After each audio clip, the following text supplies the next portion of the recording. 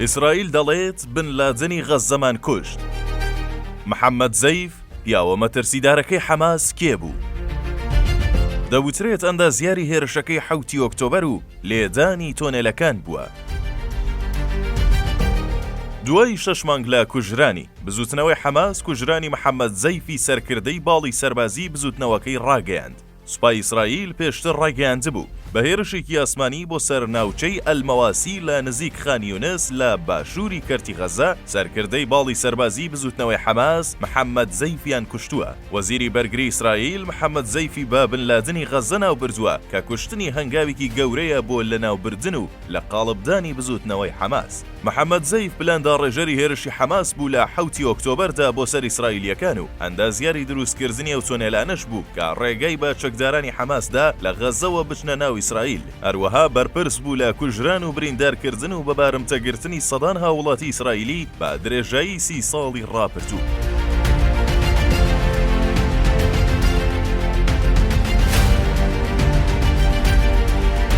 زەیف لە ساڵی 1965 لە کەرتی غەزە لەدایک بووە و سەرکردایەتی کەتایبی عیزەدین قەسامی دەکرد کە باڵی سەربازی بزوتنەوەی حەماسە. لای فەڵەستینیەکان بە عەقڵی پلاندانەر ناودەبرا و لای ئیسرائیلیەکانیش بە جەنگاوەری 7 ڕۆح بەناوبانگ بوو. زەیف لە ساڵی 1989 لەلایەن ئیسرائیلەوە دەستگیر کرا. 16 مانگ بەبێ دادگاییکردن و بە تۆمەتی کارکردن لە باڵی سەربازی بزوتنەوەی حەماس خرایە زیندانەوە. لە ماوەی زیندانیکردنیدا زەیف لەگەڵ زەکەریا شۆربەچی و سەلاح شەهادە لەسەر دامەزراندنی بزوتنەوەیەکی جیاواز لە حەماس ڕێککەوتن. ئامانجی ئەو بزوتنەوە جیاوازە بریتی بوو لە بەدیلگرتنی سەربازانی ئیسرائیلی کە ناوی کەتایبی قەسامی لێنرا. دوای ئازادبوونی زەیف لە زیندان کەتایبی عیزەدین قەسام وەک ڕێکخراوێکی سەربازی دەرکەوت کە زەیف یەکێک بوو لە دامەزرێنەرانی و لە پێشەنگی ئەو سەرکردانەوەدا دەنرا کە لە قەسامدا چالاک بوون. گەورەترین تۆمەت کە ئاراستەی زەیف دەکرێت بریتیە لە سەرپەرشتیکردن و پلاندانانی زنجیرەی کۆپەراسیۆنی تۆڵەسەندنەوەی تیرۆرکردنی ئەندازیار یەحیا عەیاشە کە بووە هۆی کوژرانی نزیکەی 50 ئیسرائیلی لە سەرەتای ساڵی 1996. هەروەها پلاندانانی بووە بۆ بەدیلگرتن و کوشتنی 3 سەربازی ئیسرائیلی لە ناوەڕاستی ساڵانی 90ەکانی سەدەی ڕابردوودا. ئیسرائیل لە ساڵی 2000دا دەستگیری کرد و زیندانی کرد، بەڵام لە سەرەتای ئینتیفازەی دووەمەوە توانی لە زیندان هەڵبێت و لەو کاتەوە شوێن بزر و نادیار بوو.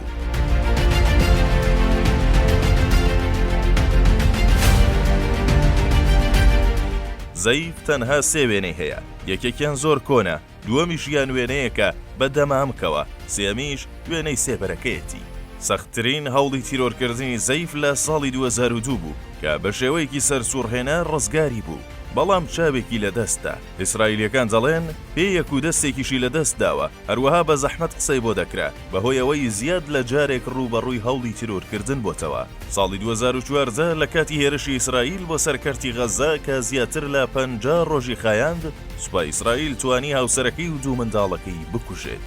نازناوی زەیف واتە میوانی لێنرا بوو، لەبەرەوەی لە هیچ شوێنێک زیاتر لە شەوێک نەدەمایەوە و هەر شەوە و لە ماڵێکی نوێدا ژیانی بەسەر دەبرد. ئەمەش بۆ ئەوەی لە ڕاوەدونانی ئیسرائیل ڕزگاری بێت، بەڵام سەرنجام لەلایەن سوپای ئیسرائیلەوە کرایە ئامانج و کوژرا.